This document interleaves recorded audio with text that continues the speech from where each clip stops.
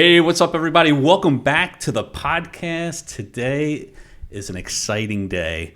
This is probably the most important podcast that I'll ever produce out of all of them from the past, all of them for the future, because we got the mascot. No, I'm just kidding. We got Tim Sr., my dad, in the hot seat today.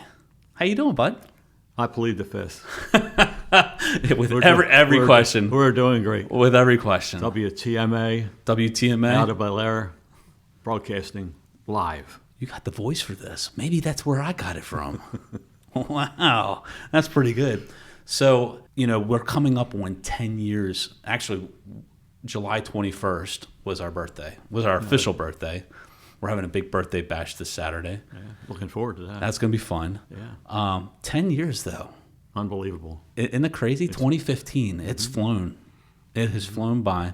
Yeah. So today's, honestly, I thought about, what would I want to interview my dad with? I think we did this one other time, but we were talking about, what to do in the change of seasons to get your house prepared or something like that. I actually had a conversation with somebody yesterday, which reaffirmed what I wanted to do, who lost his dad.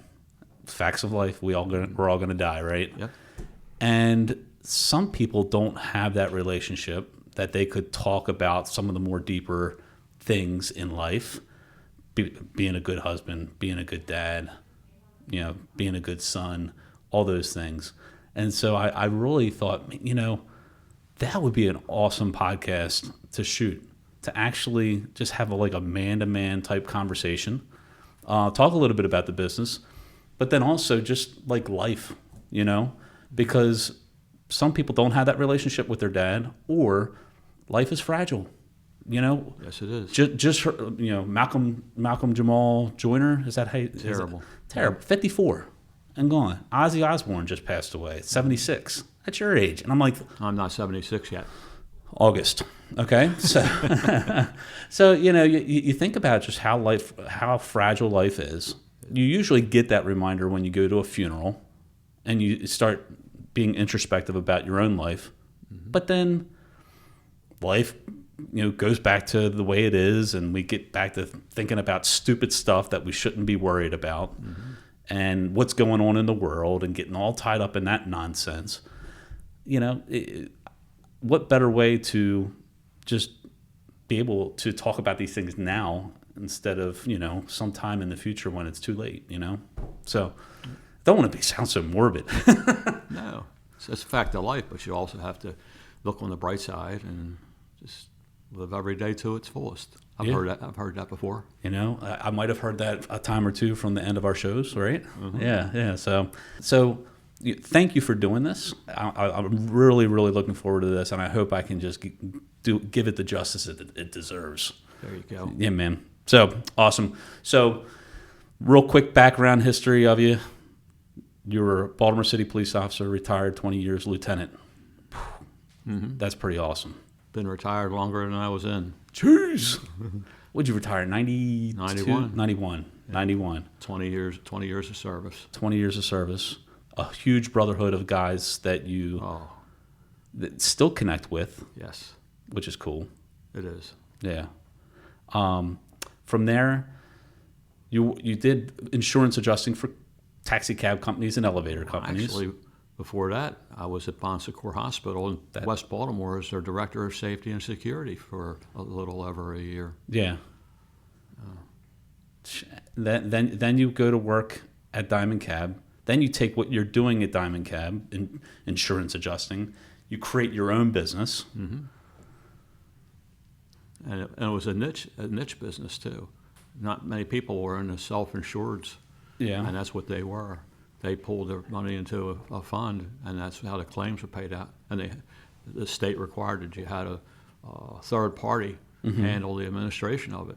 So I worked closely with the MVA.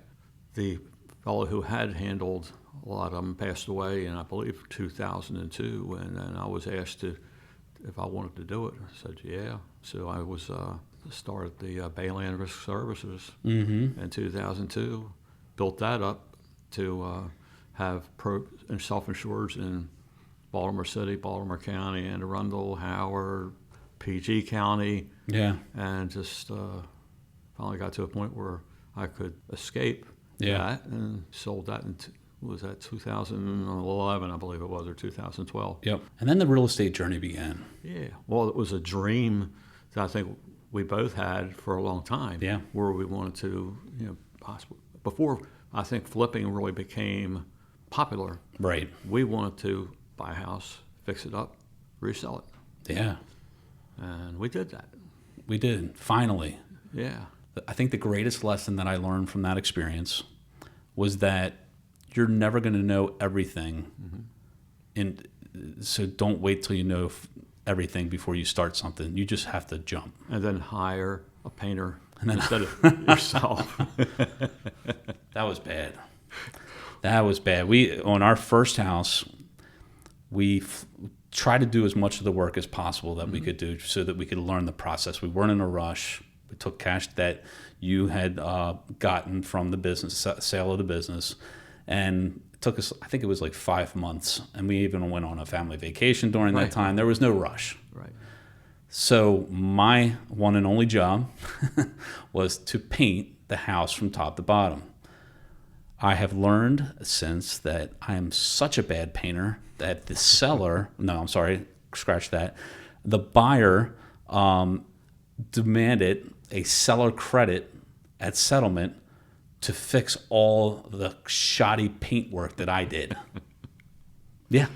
So on the next one, we hired a painter. Mm-hmm. That's right. About $3,000, 3 days.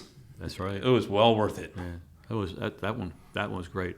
That was one right around the corner from me, so I would get up around 6 o'clock in the morning, go over there, do some stuff, come back for breakfast, and go back over. Yeah. It was totally relaxing.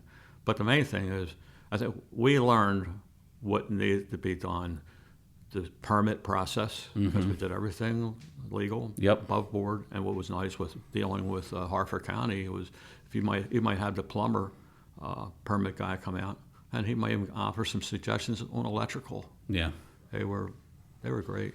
In my experience over the past 10 years, the permit office is just awesome in Harford County. So we nailed that one. We made about $30,000 off of that, which was pretty good for our first time investment. And it wasn't nice how we had the buyer lined up during the process. Yeah. She came to look at a house next door and said, "Hey, can I come through?" Sure thing. And so that was perfect match. It was a perfect match. Almost too good to be true, because then the second house was a nightmare. Was where we learned the lesson of you can't price a house more than the rest of the comparables in the area, even though you've completely renovated it. And while we didn't make as much as the first one, we were still in the green. Right. We made about $3,000, but we also shrunk 5 months down to 7 weeks. Yeah. Which then triggered the idea, well, look, if we're going to sell these homes, why don't we get our real estate license? And that's the biggest misconception that some people have. They think you've been in the business for years and years and years of real estate. We got in at the same time. Yeah. We decided, let's get our real estate license, let's flip our own properties, and that way every time we sell, we're going to save some money on the real estate commissions. Yeah. So we took the classes together, studied together, took the test together, passed together, started the Markland Advantage together. Right. TMA. Let's go. Boom. And that's it in a nutshell, right? Yeah. I mean, it's crazy to think now, after 10 years, I left teaching. Yeah. Well, that was that was a process too. It was when do you make that jump? Yes. But honestly, and I tell this to everybody, I credit you and give you the thanks and the gratitude, because without you and that partnership back then, I wouldn't have been able to do that all on my own. There was just you took care of everything during the day when I was teaching, and I took care of things at nights and weekends and stuff like that. But it was a true partnership where, you were able to, we were able to serve our clients, be in 2 places at one time. And that's kind of how that Markland Advantage name came to be. Was the advantage was you had 2 agents working for you. Now we have a team of 5. Nice team. And it's giving you the opportunity to kind of travel a little bit, and you're still involved through all the paperwork that you need through real estate. You prep all that stuff for the team and stuff like that. So, but you're not out there hustling and bustling like we did in the very beginning. No. It was nice too, is when we would go meet a potential client and sit down with them together. Yeah. So it wasn't always you here, me there. A lot of times we were together. Yes. And so we were able to show them the Markland advantage and what we could do. Yeah. As a team. Yep. Because we complemented each other. Yeah, we did. We could finish each other's jokes. Okay. Oh man.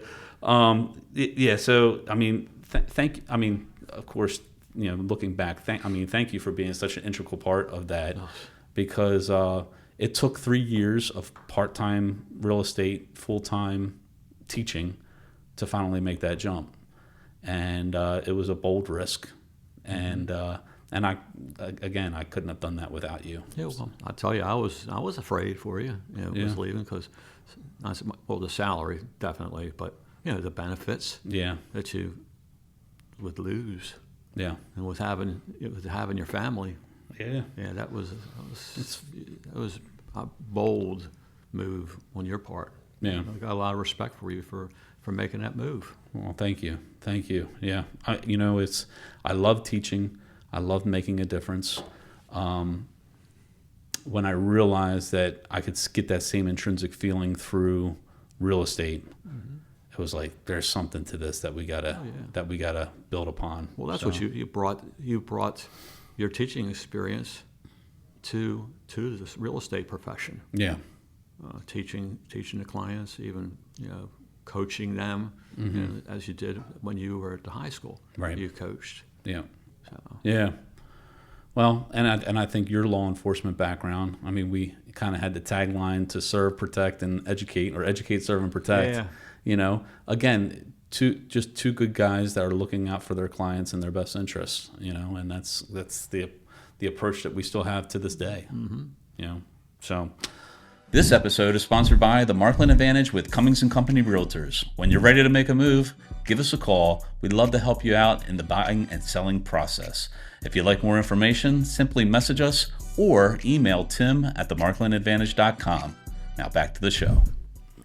What's one thing that you learned about me by working with me that you didn't necessarily know before you began this journey with me? How tenacious you are, and motivated, and just being a Superman, managing your family, managing a business, your personal life, your fitness, all that.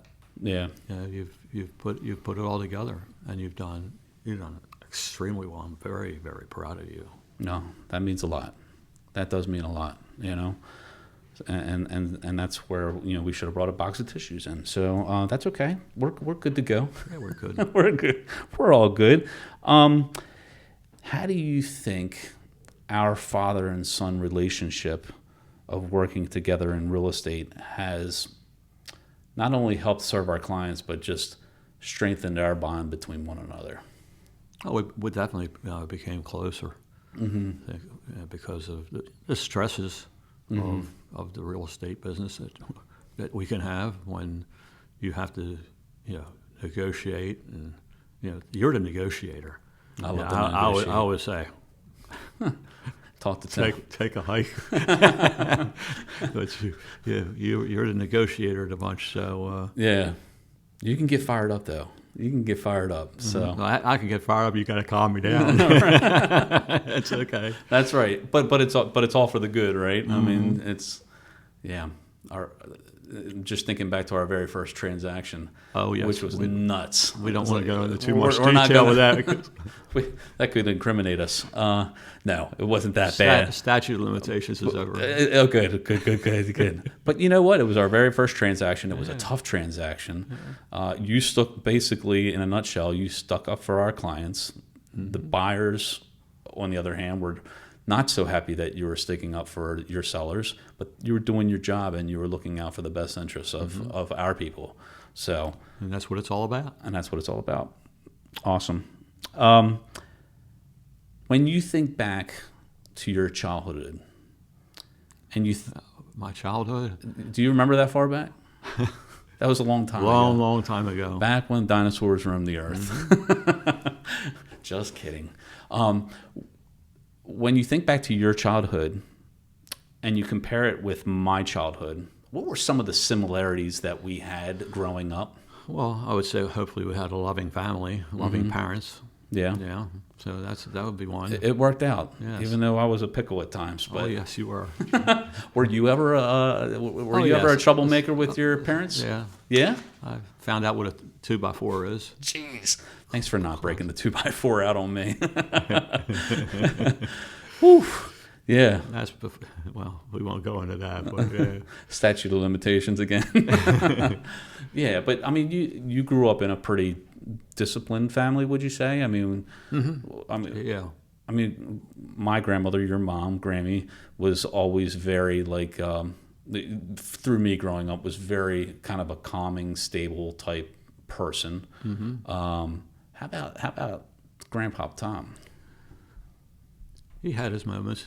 you Yeah. know, but, and then he, of course, had his health issues, and we lost him prematurely. Yeah. How old was he when he passed? It was 82. 82, so he would have been 50, 51, 52. Gosh, Yeah, that's crazy. Yeah. I'm turning 50 this year. yeah, you are. I am. You're getting old. AARP Like, membership. I'm getting coming. old. That's why I want to get you for your birthday. That's awesome. AARP membership. Do they go out to like parties and Yeah. have raves? No? Yeah. But yeah, my dad, he worked in positions where he had to move around. Okay. You know, he was worked for the U.S. Department of Agriculture, so he was started out as a chicken checker down in Chicken checker. on the Eastern Shore, and then but we moved around a lot.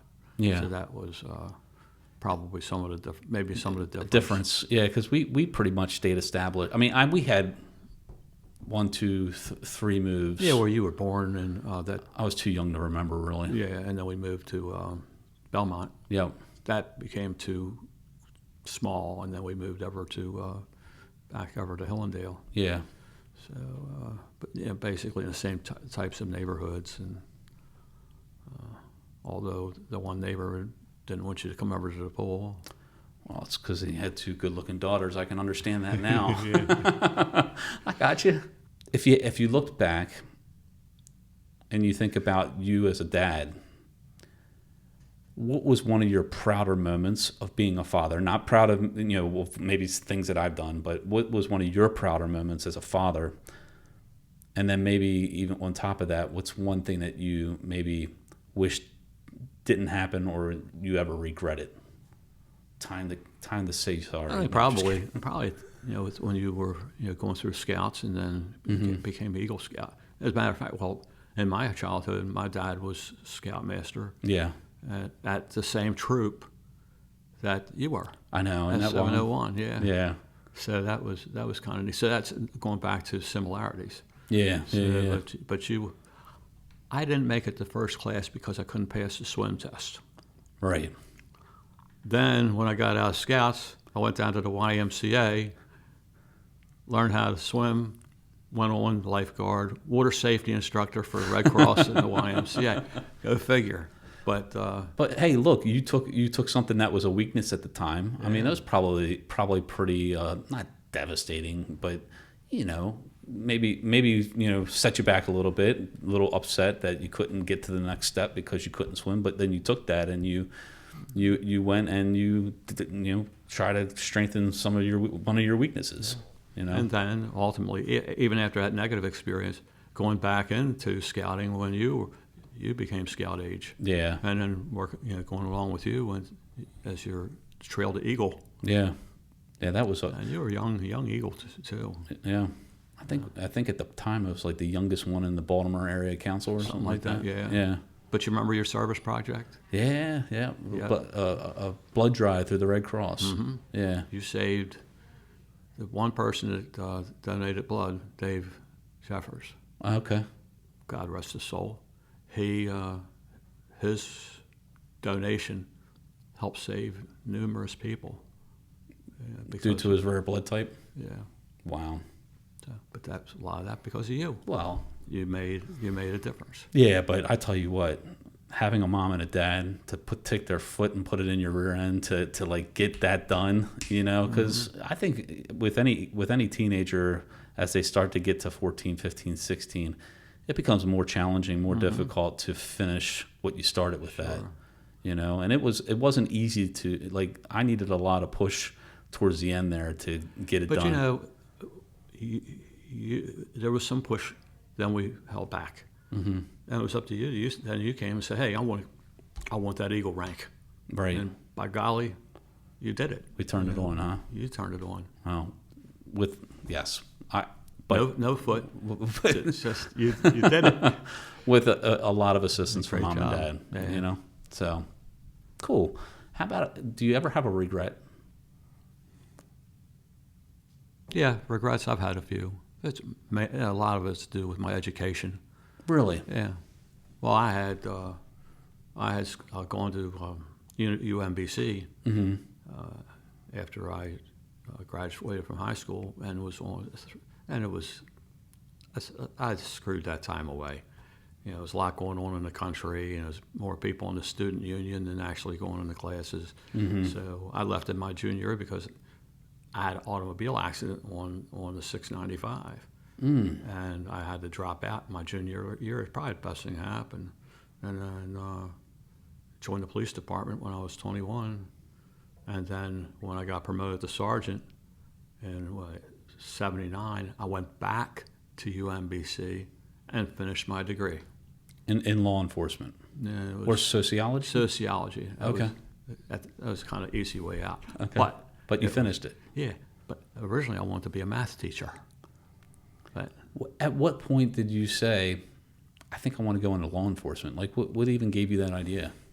Service, being in service type stuff. I, liked it. Want to make a difference. Yeah.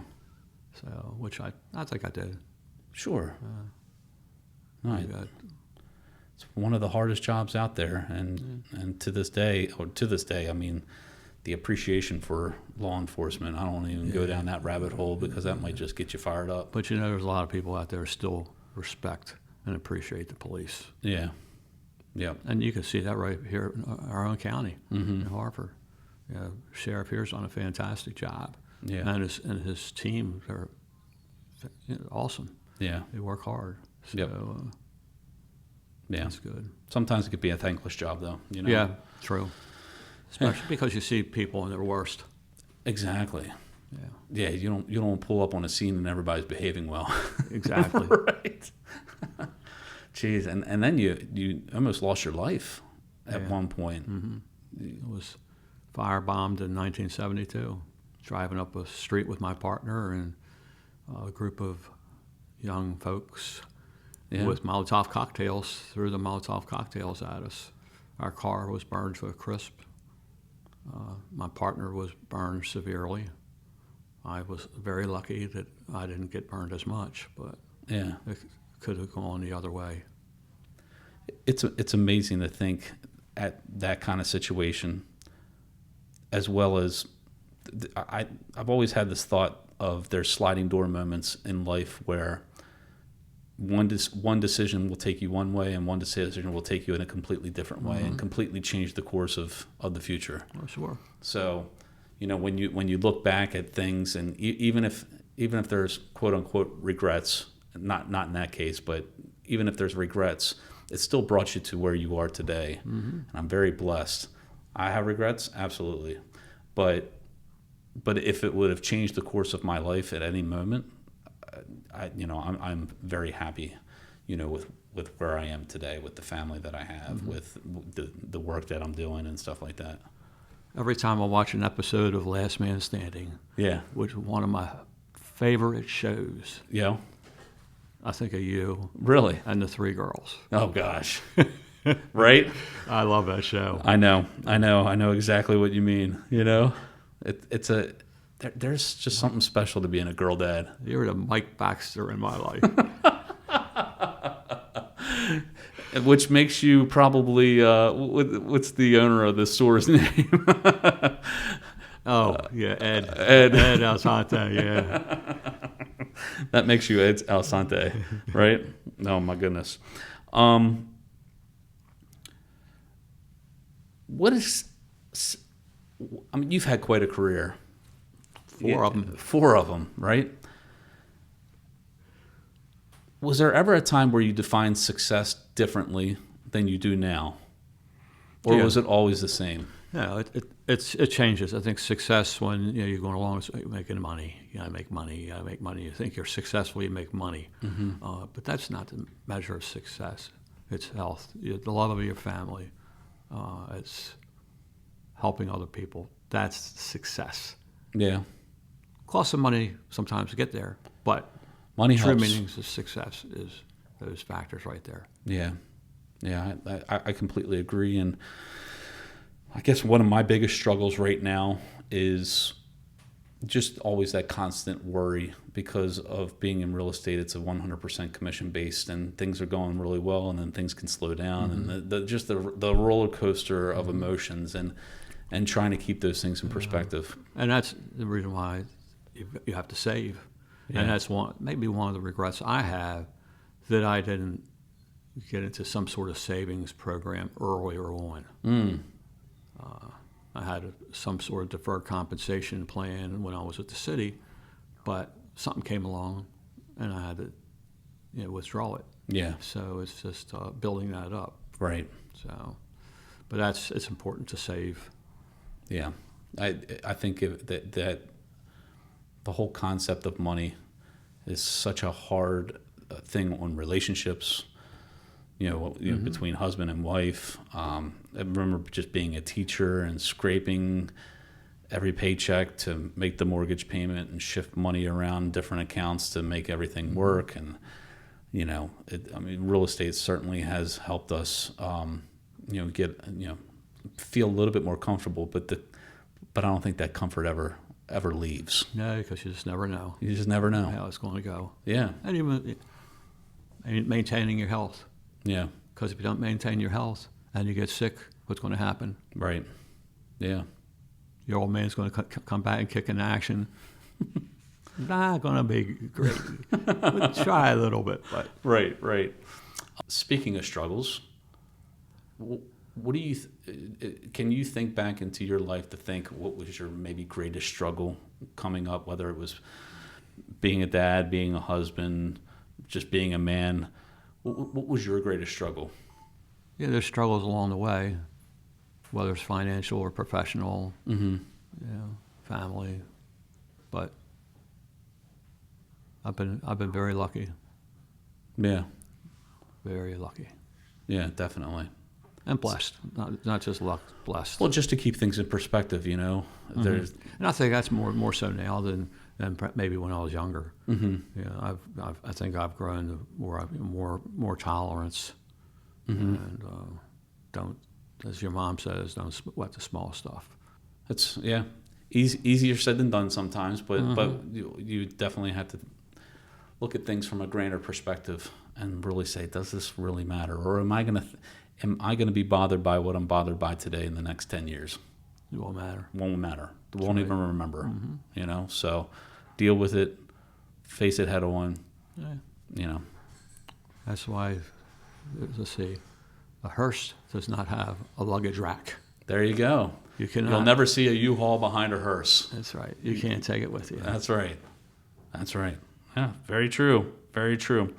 I'm liking this conversation. Like, I'm learning things about you that I didn't know. It's pretty cool. As we said in the very beginning, at some point we're all going to leave this earth. It's just a fact. If you had the opportunity to project a message or communicate how you want to be remembered, how do you want to be remembered as a man, as a dad, as a husband, and as a professional? Kind of all ties in together. Okay. Man of integrity. Yeah. Yeah. Honest. making a difference. As my email thing says, make a difference. A random act of kindness every day. Yeah. Make a difference. So that's it. Yeah. And if we can keep on with that, when I go out, that's how I want to be we remembered. lived a good life. Yep. We've lived a good life. We've made a difference in some people's minds, and if the good Lord will accept that, we're in, baby. We're in. Yeah. What's one lesson that you hope that I've learned that you'll want me to continue to preach long after you're gone? Same thing, being an excellent person, excellent man you are, excellent leader, excellent father, and just keep on keeping on. Keep on keeping on. Yeah. Yeah. You get wrapped up in the day-to-day, and sometimes it's hard to think that way, but over the course of years, I feel like both of us have done a pretty good job, Yeah. Yeah, thanks, buddy. You too. I mean, and like I said, I had regrets. I wish I'm sure I was a good kid, but there was a span of time where I just was not a nice person. Maybe from the outside, people saw me as one thing, but like behind closed doors, and to a certain degree, I think kids feel more comfortable when they're at home and they can express themselves differently than when they're out in public type thing. But there's a lot of regret in the way that I treated you guys, especially in that teenage time span. There was a lot of regret in the people that I hung out with. But going back to what I said before, if that would have had any sliding door moments in those times, that would have changed the course of where I am today. I hate to say it, but I might have to do it all over again. But I think due to the relationships that I had when I was a teenager, the things that I was getting myself into, the struggles that I kind of put on you guys a little bit, has actually made me a better father and a better teacher when I taught, because I could relate to those students, and I could, certainly relate to my own kids who have, their own struggles every now and then. I mean, nothing compared to what I could, did, but. Because you can say, been there, done that. That's right. Don't even think about it. Don't even think about it. Well, I want to acknowledge you. I want to acknowledge you in several ways. First and foremost, being the father that you were. You were always very understanding, compassionate. When I needed a swift kick in the rear end, I can remember those times too, but I deserved it. And I thank you for the push through scouting. I thank you for the push through school and those teenage times. But there's always been one thing that I could always count on. It was that Mom and Dad would have my back. Mama would always say, if you ever screw up, just be honest, face up to it, and I'll always have your back. So, for that, I thank you guys. I thank you tremendously for these past 10 years and your involvement in the business from the very beginning of, doing this like a 50-50 type operation where we wouldn't have been able to be here today if it wasn't for you and your involvement during the days when I was teaching to get to a point where we could break off and do this full time. It's been a game changer in my life, and without your help in that, but you did it. My role is probably a very small part of it. You made it happen. But I've also surrounded myself with people that helped me get to that, and I will always acknowledge that first before taking any or all of the credit. To have teammates like Adam and Drew to have, and Dan, I'm sorry, teammates Adam and Dan, having Drew come in January and completely stepped up our game with video production and stuff like that. To Mom that does all the books, you know, to my family, to Liz who was our transaction coordinator, to all the agents that have been just a super wealth of knowledge, all the leadership that we've experienced. It's all that in a culmination that has gotten us to this point, and it's very special right now to think that we've been in this business for 10 years and we're just getting started. Yeah. So thank you. Thank you. I hope I served you well on this. This was probably one of the more important podcasts that I ever wanted to shoot, and finally got a chance to sit down and do it. Yeah. Hope you guys enjoyed the podcast too. If you did, please give it a like or comment or share it. Or a thumbs up. A thumbs up or a double tap heart, or got to get that in on the lingo on this. You can follow us on all the podcast platforms, anywhere you download podcasts. We have our YouTube channel that's growing and growing, and so you can watch the show on that. And if you ever need anything real estate related and you're in Maryland or Pennsylvania or anywhere in the United States. That's right, because we have referral base all over the country. Yep, that we can certainly help you out with that as well. Mm-hmm. But thank you for joining us today. Thank you so much. Thank you. Appreciate you, buddy. I love you. Love you too. All right. Proud of you. Until next time, folks, live your life to the fullest, and we'll see you soon. Take care. TMA signing off. Have a good day. Woo! So did you like this episode of the TMA Connection? Well, you might want to check this one out right here. Go ahead. Click it.